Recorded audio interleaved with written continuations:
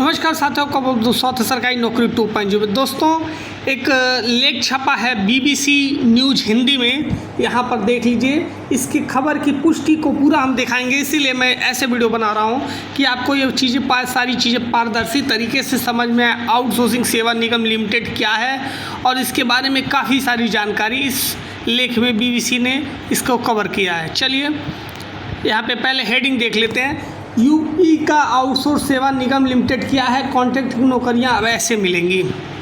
यहाँ पर माननीय मुख्यमंत्री जी की तस्वीर लगी हुई है, आप यहाँ पर देख लीजिए मुख्यमंत्री जी का। और यहाँ पर देखिए उस खबर को पुष्टि की गई है। यहाँ पर देख लीजिए, उत्तर प्रदेश के 93 विभागों में तकरीबन 11 लाख से ज़्यादा संविदा कर्मचारी काम कर रहे हैं। तो यहाँ पर जो कि 5 लाख 7 लाख 8 लाख का जो डिटेल को लेके काफ़ी कन्फ्यूजन था, वहाँ बीबीसी ने काफ़ी कुछ कंफर्म किया है। और ये 7 सितंबर को ये छपा था। मुझे ये लेट खबर मिली है, इसलिए मैं थोड़ा सा लेट इस वीडियो बना रहा हूँ, लेकिन फिर भी ये खबर बहुत महत्वपूर्ण आपको जानना चाहिए। देखिए यहाँ पे लिखा क्या हुआ है। उत्तर प्रदेश सरकार ने आउट सेवा निगम लिमिटेड के गठन को मंजूरी दी। सरकार का दावा है कि इससे राज्य में आउटसोर्सिंग कर्मचारियों की भर्ती और सेवा शर्तें पारदर्शी होंगी। साथियों, मैं बताना चाहूँगा वीडियो को पूरा देखिए, क्योंकि अंत में एक जो स्टेटमेंट है कर्मचारियों का वो मायने रखा। अगर वीडियो आप स्किप कर देंगे या वीडियो को पूरा नहीं देखेंगे तो आपको कुछ समझ में नहीं आएगा कि ये कब से मिलेगा, क्या मिलेगा, सारी चीज़ें। सरकार का दावा है नई व्यवस्था से लाखों कर्मचारियों को राहत मिलेंगी जिन्हें एजेंसियों के जरिए शोषण का सामना करना पड़ता था। लेकिन विपक्ष का कहना है कि यह कदम अस्थायी नौकरियों से बचने की कोशिश है और युवाओं को कर्मचारियों की राय बटी हुई है। इससे कोई राहत बता रहा है तो कोई नाकाफ़ी। मैंने बोला ना कि ये पूरी खबर में इन्होंने की है, इसीलिए थोड़ा लेट इनका लेखा है, लेकिन पूरी पारदर्शिता के साथ इन्होंने इसको कवर किया है। चलिए यहाँ पर पूरा हम देखते हैं क्या है आउट सेवा निगम। यहाँ पर देखिए कर्मचारियों की तस्वीरें हैं जो धरना चल रहा था उसको लेकर यहाँ पर आए थे। यहाँ पर देखिए लिखा, अब तक निजी विभागों में एजेंसियों ने संविदा के कर्मचारी नियुक्त करते थे। कई बार आरोप लगता था कर्मचारियों को पूरा मानदेय नहीं मिलता, ईपीएफ और एसआई की राशि रोकी जाती थी और भुगतान में देरी की जाती थी। नई व्यवस्था निगम एजेंसी चैन जेम पोर्टल से होगा और पूरी निगरानी होगी। सरकार का कहना है कि कंपनी नॉन प्रॉफिटिंग होगी और उद्देश्य कर्मचारियों की पारदर्शिता, सुरक्षा और पारदर्शिता देने। आउटसोर्सिंग एक ऐसी प्रक्रिया इसमें संस्था या विभाग अपने काम या सेवा का किसी बाहरी एजेंसी को सौंप देता है। अब यहाँ पर चलिए कुछ विपक्ष का विरोध। यहाँ पर देखिए माननीय अखिलेश यादव पूर्व मुख्यमंत्री उत्तर प्रदेश सरकार, इनका क्या कहना है इसको भी समझते हैं। समाजवादी पार्टी लगातार आउटसोर्सिंग का विरोध करती रही है।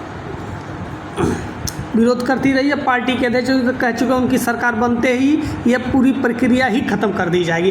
पार्टी प्रवक्ता मोहम्मद आजम ने कहा सरकार अगर ईमानदार होती तो सबसे पहले आउटसोर्सिंग कर्मचारी आंदोलन है उनके मानदेय बढ़ाने की घोषणा करती। आज भी शिक्षा मित्र, अनुदेशक, डायल 100, 112 व अन्य आउटसोर्सिंग कर्मचारी अपने मानदेय बढ़ाने के लिए लगातार आंदोलन कर रहे हैं। तो ये बिल्कुल सत्य बात है कि लोग आंदोलन कर रहे हैं, लेकिन सरकार ने इनको भी कुछ थोड़ा बहुत राहत दिया है।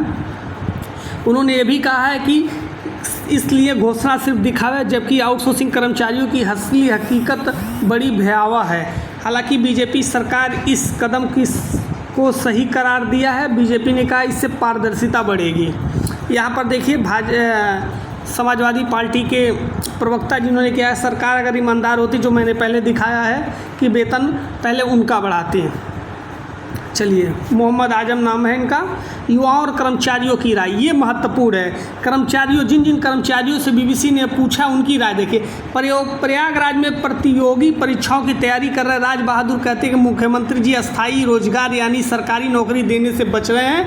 ओबीसी एससी संगठित मोर्चा प्रदेश में 69,000 शिक्षक भर्ती में आरक्षित वर्ग के पीड़ित छात्रों की लड़ाई 4 वर्षों से लड़ रहे हैं।